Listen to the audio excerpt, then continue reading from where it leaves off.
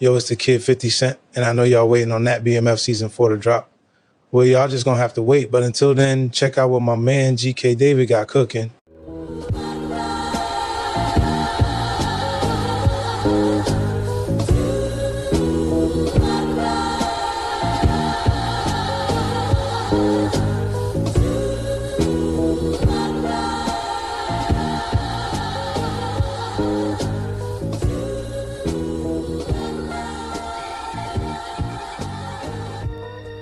Alright, you kids get to bed, I get the storybook. BMF Reborn, Big Meech, and 50 Cent take over Saudi Arabia. Chapter 1, Finally Free.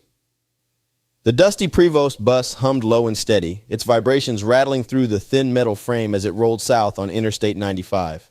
Demetrius Big Meech Flannery leaned his head against the grimy window, the Florida sun filtering through smudged glass and painting streaks of light across his caramel skin. He squinted against the glare, trying to focus on the horizon, but his thoughts kept dragging him backward, toward the life he'd left behind. Almost 20 years. He did almost a dub locked in various federal prisons across America, staring at the same walls, pacing the same cracked floors. 20-plus years of watching life happen through the letters and photos his family sent, trying to stitch together a world that felt further away with each passing day. Now he was free. Or as free as a man could be when he was still bound by parole officers, curfews, and the stigma of his past. The bus was nearly empty, save for a couple of Karen-looking ladies who thankfully kept to themselves. Meech ran a hand over his salt-and-peppered braided hair, his fingers brushing against the deep lines that time had etched into his face. At 56, he was no longer the imposing figure who once commanded loyalty from thousands across the country. His body felt slower, his muscles less defined, but his mind was as sharp as ever. He shifted in his seat, trying to get comfortable. The duffel bag at his feet contained everything he owned now, a few changes of clothes, a cheap cell phone, and the parole documents that dictated his next steps. His son, Demetrius Jr., a.k.a. Lil Meech, had offered him a place to stay in humble abode in Hollywood, Florida. It wasn't the ATL or Detroit, but Meech wasn't about to complain due to it being so close to the glamorous city of Miami. The memories of his life as a drug kingpin hit him in waves. The smell of freshly counted cash wrapped in rubber bands, the bass-heavy beats of Jeezy and T.I. blasting from custom sound systems in Magic City, the quiet power he felt when he walked into a club and heads turned, whispers following in his wake. He'd been a king once, the co-founder of the Black Mafia family, or BMF. Meech had built an empire. Money, cars, women, influence. He'd had it all. But power came with a price, and Meech had paid it in full. The raids, the betrayals, the court cases, the cold, final clang of the cell door that signaled the end of one life and the beginning of another. Now, as the bus hurtled toward an uncertain future, he couldn't help but wonder what was left for him out here. Chapter 2, Welcome to Hollywood, Florida. The bus screeched to a halt downtown at the bus depot on Sheridan Street. Meech grabbed his duffel bag and stepped out into the humid Florida air. His son was waiting by the curb, leaning against a sleek black Cadillac SUV, sitting on 30-inch chrome wheels with a letter F in each center cap. What up, dope pops? Lil Meech went over to hug his infamous dad, his voice steady, his eyes betraying a mix of relief and hesitation. Big Meech took him in. Junior was taller than he remembered, lean and sharp-dressed, with a confidence Meech recognized immediately. It was the same quiet swagger that had defined him in his prime. Having become famous since becoming an actor thanks to music mogul Curtis 50 Cent Jackson contacting him to portray his father in a TV show series based on the wildlife of the BMF saga. "Good to see you, son," Meech said, gripping his hand and pulling him into a brief hug. Likewise. You ready to head home? Thanks to that 50 cent money, I got the 6-bedroom, 5-bath crib. Your room window facing the beach. Home. The word felt foreign, but Meech nodded. The ride was quiet at first. Meech stared out the window, taking in the palm trees and pastel-colored buildings that lined the streets. Hollywood, Florida, was a far cry from Atlanta. It was slower, softer, but just being free after 2 decades was a culture shock in itself. You good, Dad? Junior asked, breaking the silence. "Yeah," Meech replied, "just getting used to all this free world shit." Junior nodded, understanding. We'll get you settled. Take it one day at a time. But Meech wasn't sure how to take it one day at a time. He'd spent 2 decades plotting and planning, thinking 3 steps ahead. He wasn't wired for patience or simplicity, and as much as he wanted to leave the past behind, it clung to him like smoke. Little did he know it, but he had an unknown mental disease that caused him to think about nothing less than high society living. Ballin is what the OGs called it. Big Meech was addicted to Ballin, and there was nothing he could do about it. Chapter 3. Adjustments. The first few weeks were the hardest. Junior's house was spacious and modern, tucked away in a quiet neighborhood. It had all the comforts Meech had gone without for years. A soft bed, air conditioning, a fridge stocked with food. But this comfort didn't feel like home because Meech felt funny living off of his son. He was a real man, and real men got it for themselves, which is what he intended to do as soon as he got adjusted. Meech tried to find his rhythm. He woke early, went for long walks along the beach, and kept his parole officer happy by sticking to the rules. But this new world he's entered wasn't moving fast enough for him. Everyone was glued to their phones, talking about things he barely understood. Social media, cryptocurrency, TikTok. None of it made sense to him. At night, he lay awake, haunted by the faces of people he'd known, some of which he'd taken off of the face of the earth, others lost to violence committed by his family or overdoses. Others were still out there, moving through a world Meech no longer recognized. One evening, as he sat on the back deck, Junior joined him. You ever think about what's next, Pops?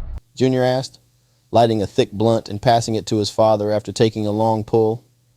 Big Meech declined the strong-smelling stick, reminding his son that he could randomly get piss tested at any moment and had to stay clean. After putting the fatty out, Lil Meech said, Well, whatever it is you got going on, you don't have to do it alone. You got me. Meech nodded, grateful but unsure. He wasn't used to leaning on anyone. Chapter 4. Clean up in aisle G14. Big Meech tugged at the blue Walmart vest draped over his broad shoulders. It felt strange, almost foreign, like a second skin he couldn't quite get used to. The yellow letters on the back read, "How can I help you?" A phrase that felt as far removed from his old life as the bright fluorescent lights were from the dimly lit clubs of Detroit and Atlanta, where his empire once flourished.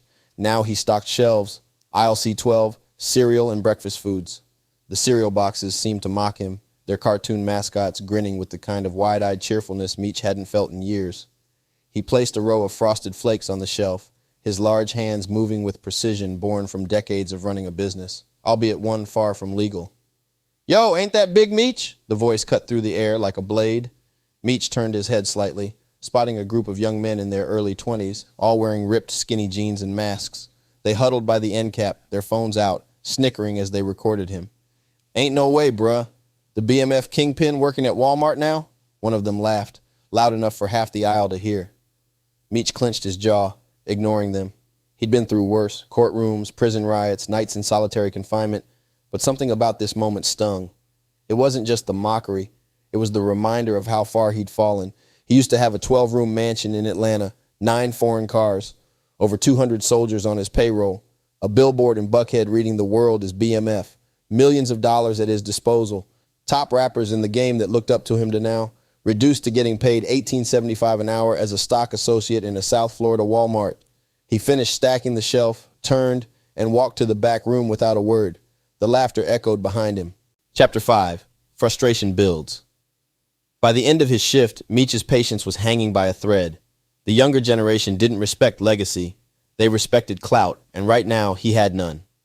"Rough day?" his manager, a wiry red-headed man in his 30s named Carl, asked as Meech clocked out. "You could say that," Meech muttered. "Hang in there, Demetrius," Carl said, oblivious to the storm brewing inside him. Meech didn't respond. Instead, he walked out into the parking lot, his mind racing. This wasn't the life he'd imagined when he got out. He'd promised himself he'd stay straight, but the indignities of being mocked and disrespected made that promise harder to keep every day. Chapter 6. A Father's Confession. At home, Meech slumped onto the plush couch. His son, Junior, sat across from him, flipping through channels on the 85-inch TV. How's work, Pops? Junior asked casually, not looking up, settling for a Miami Heat NBA game. Meech stared at him for a moment before responding. "I quit that bullshit job." Junior set the remote down. "What happened?" Meech waved a hand dismissively. "It's not for me. I ain't built to stock shelves and deal with kids filming me like I'm a sideshow." Junior sighed. I told you, Pops. You don't have to work there. I got you. Meech shook his head. "It ain't about the money. It's about the respect, the legacy. I can't go out like this." Junior leaned forward. So, what's the move then? Meech paused, rubbing his hands together. I need you to give me 50's number, son. I got some business to discuss with him. 50? Junior asked, raising an eyebrow. Yeah, I need to talk to him. But Pops, the TV show might be over with. He said the contract with the Stars Network is a wrap, so we might not do another season. Meech hesitated before answering. I've got a plan, son. Something big. But I need someone with some connects. Curtis is that guy. Lil Meech studied his father for a long moment. He knew that look, the same one Meech used to have when he was running the BMF empire. You sure about this? I've been thinking about it for years, Meech replied. It's time to make a major move. Chapter 7, The Call. The next day, Meech sat on the vast beach behind his son's house, iPhone in hand. He stared at the number Junior had given him, his thumb hovering over the call button. Finally, he pressed it. It rang twice before a familiar voice answered. Yo, what up, Lil Meech? Meech grinned at the sound of the rap juggernaut's voice. Nah, it's Big Meech. Damn, OG. What's good? How you holding up out there? Better now that I'm out, Meech replied. But listen, I ain't calling to catch up. I've got something to run by you. Let me guess. 50 said, chuckling. You want to talk about the next season of BMF that might be canceled? Nah, this bigger than some TV show. Bigger than TV? Curtis sounded intrigued. All right, Meech, I'm listening. Meech leaned forward, his voice low and deliberate. When I was inside, I met this dude from the Middle East, Saudi Arabia. He told me about an opportunity, an oil field his uncle runs. The nephew isn't that close with his uncle and wants it, but he can't take it from him without help. He offered me half the profits if I made it happen. Oil? 50 repeated, the skepticism clear in his tone. Yeah, big money, generational wealth. And you want me to help you run this play? Meech nodded, though 50 couldn't see him. You still got that hustle in you, 50? Or has Hollywood softened you up? 50 laughed, the kind of laugh that carried an edge. You know I'm down, Meech. But if we're doing this, we're doing it smart. No room for mistakes because you just got out and I damn sure ain't going inside. Always, Meech replied.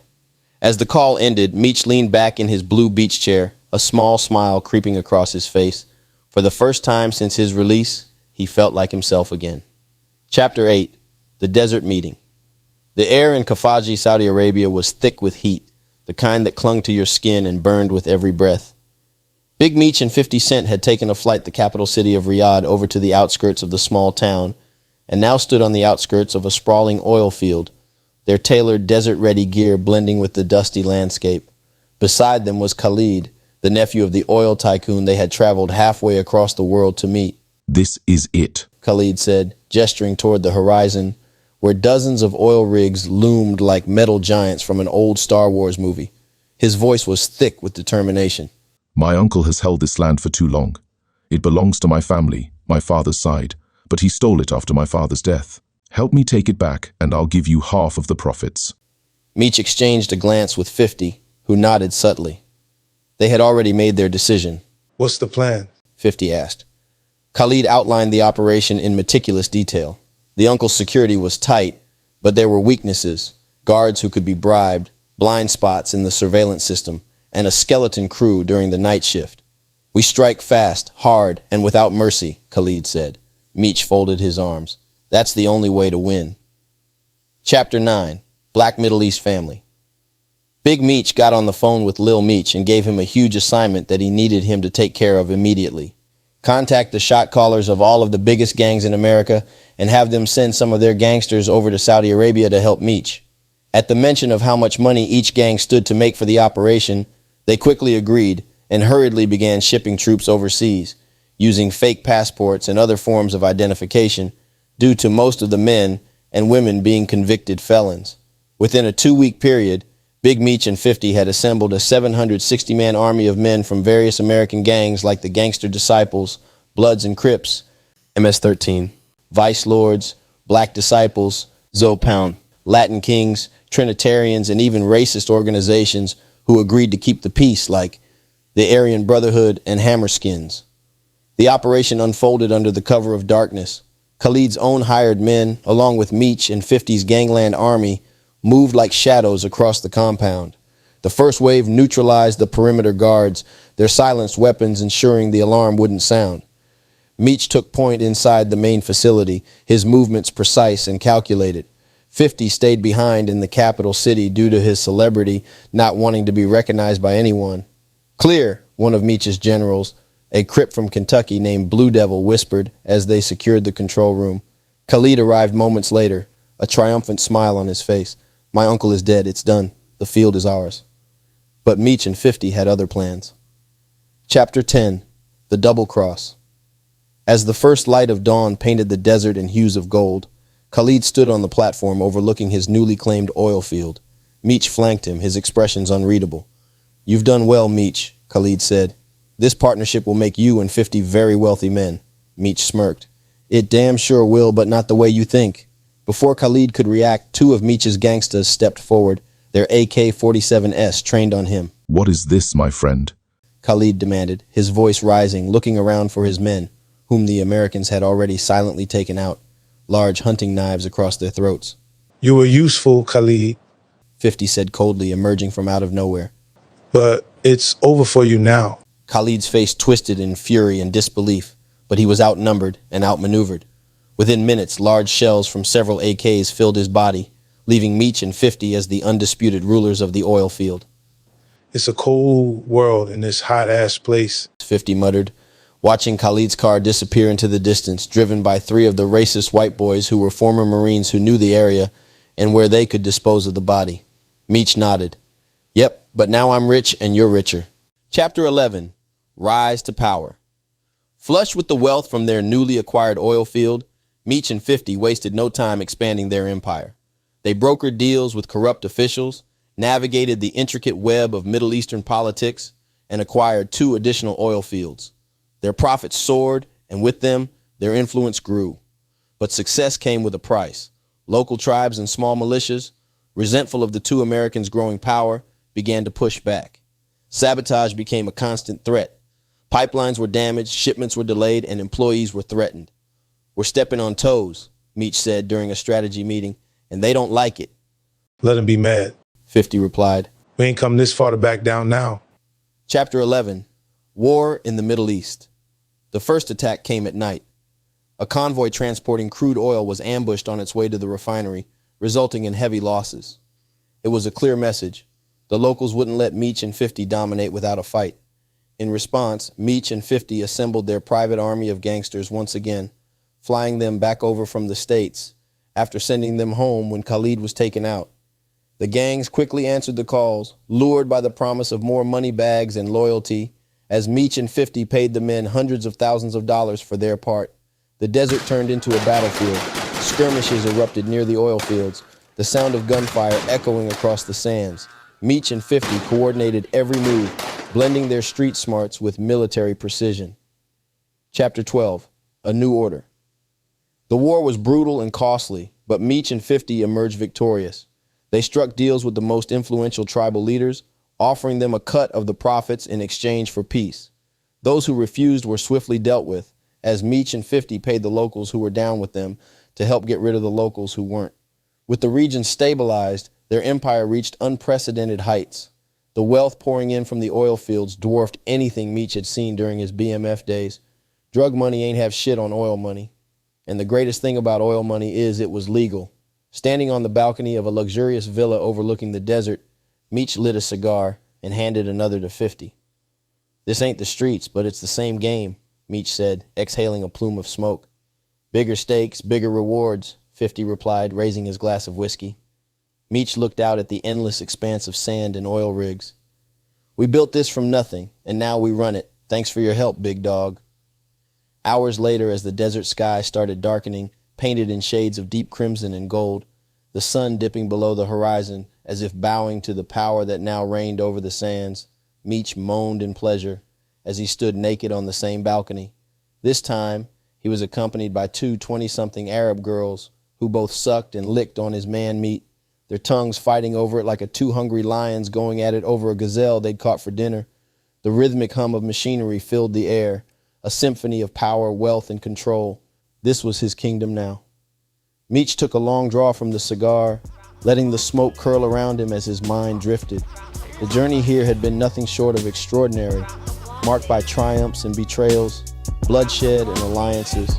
He had climbed from the depths of a prison cell to the apex of global influence, and yet the weight of his empire sat heavily on his shoulders.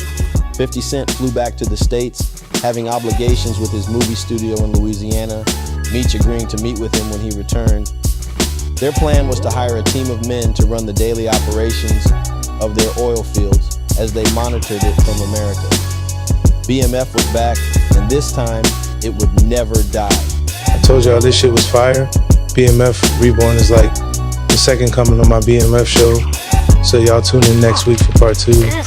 I think GK David is calling that one Big Meech and 50 Cent Take Over America. I might have to make a movie out of this shit if it keeps blowing up.